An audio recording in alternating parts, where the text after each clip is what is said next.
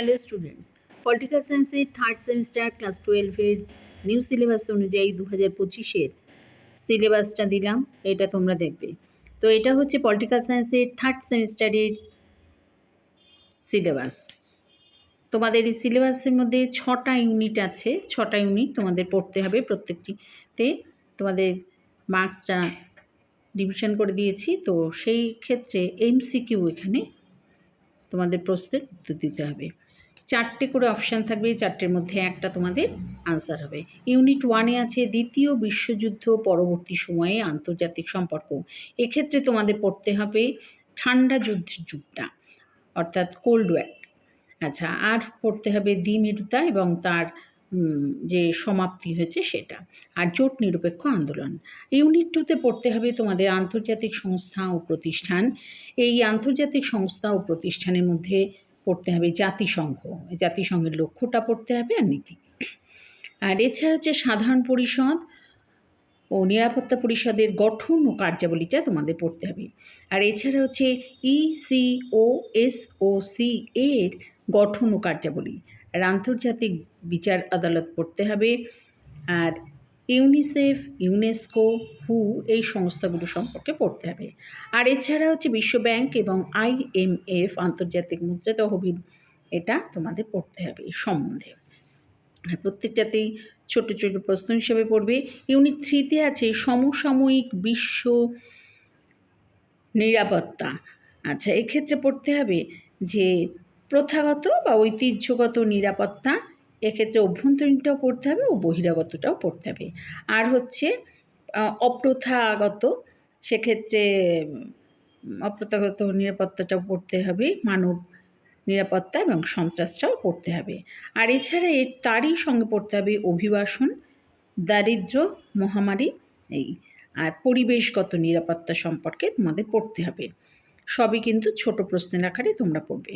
আচ্ছা, ইউনিট 4-এ আছে যে জাতি গঠনের চ্যালেঞ্জ। এক্ষেত্রে যে ভারত যে ভাগ হয়েছিল সেই ভারত ভাগ, আর উদ্বাস্তু সমস্যা। আচ্ছা, আর রাজ্যগুলোর ওই দেশীয় রাজ্যগুলোর বা রাজকীয় রাজ্যগুলোর একীকরণ এবং রাজ্যগুলোর ভাষাগত পুনর্গঠনটা তোমাদের পড়তে হবে। ইউনিট 5-এ আছে রাজনৈতিক দল এবং তার দলীয় ব্যবস্থা। আচ্ছা, এক্ষেত্রে বলি যে রাজনৈতিক দলের সংজ্ঞা পড়তে হবে, বৈশিষ্ট্য পড়তে হবে এবং তার কার্যাবলীটা পড়তে হবে। আর এছাড়া হচ্ছে ভারতের নির্বাচন প্রক্রিয়া এবং নির্বাচনী সংস্কার সম্পর্কে তোমাদের 5th ইউনিটে পড়তে হবে।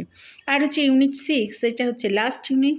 এক্ষেত্রে পড়তে হবে ভারতের পররাষ্ট্রনীতি। এই পররাষ্ট্রনীতির মধ্যে ভারত এবং তার প্রতিবেশী দেশ শ্রীলঙ্কা, পাকিস্তান, বাংলাদেশ, নেপাল, ভুটান ও মালদ্বীপ এদের সম্পর্কে পড়তে হবে। সব ক্ষেত্রেই তোমরা 1 নম্বরের প্রশ্নের উত্তর হিসেবে করবে।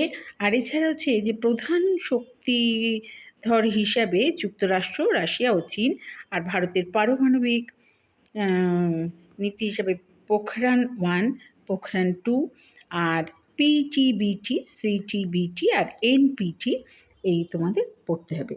তো এই হিসাবে এইগুলো তোমরা পড়বে। আর এক্ষেত্রে তোমাদের দেখো, তোমাদের যে 6টা ইউনিট, এই 6টা ইউনিটই তোমাদের দিয়েছি। এই 6টা ইউনিট এগুলো তোমরা সিলেবাস হিসাবে দিলাম, সিলেবাসটা তোমরা দেখবে এবং লিখে নেবে। আচ্ছা, এই দেখো সিলেবাস এই সম্পূর্ণটাই তোমাদের দিয়ে দিলাম।